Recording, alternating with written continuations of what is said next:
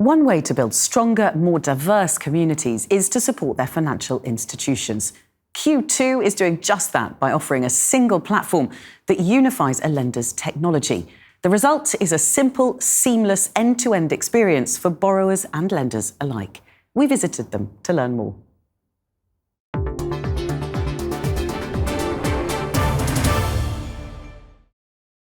Q2 is well placed to support growth in a post-pandemic landscape where conducting personal and business finances online is the norm for many.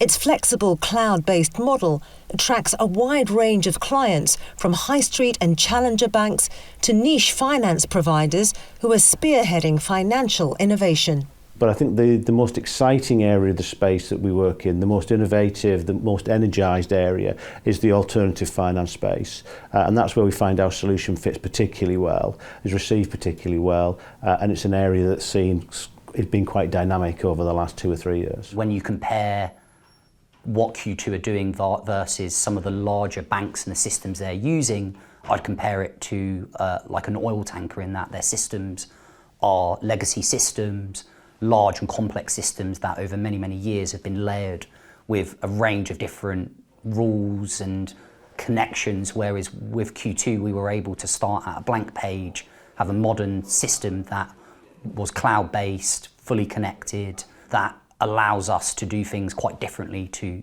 some of the traditional banks out there.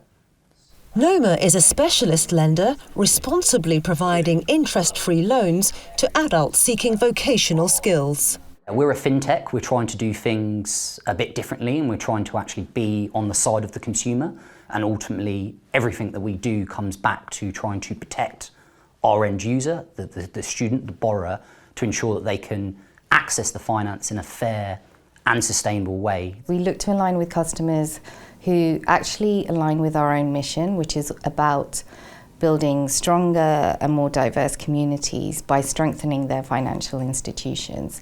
And in fact, in the fintech space, we work with a number of customers who are actually innovating on traditional finance and helping people get access to credit who wouldn't normally, or those that feel underbanked. Thanks to Q2's digital technology, people can get access to credit more easily and get decisions more quickly. Our customers are able to create very unique experiences for themselves and also for their customers, the end borrowers essentially, which aligns with the values that they also have. So for example, they can create an online application where borrowers can get a decision within minutes rather than days or months, which has traditionally been the case. Borrowers are savvy, are younger, are tech-enabled, and therefore they are used to having that seamless experience, that frictionless experience. So why should the lending experience be different? Q2 are also expanding their offer by collaborating with other companies to ensure businesses which struggled during the pandemic don't lose out. Businesses might have incurred in losses, but that does not determine what their repayment capabilities will be going forward. So we're expanding that type of analysis, and there are, credit rating agencies as well that are developing unique algorithms to analyze in a new way what the borrowing potential will be. And I think that's a very exciting part of being Q2, because we not only offer that end-to-end journey, but we also have all of these third parties applications that we work with that are innovators themselves. Q2 sees the biggest challenge in fintech as consolidating a fragmented sector, but their main mission is making financial help available to everyone.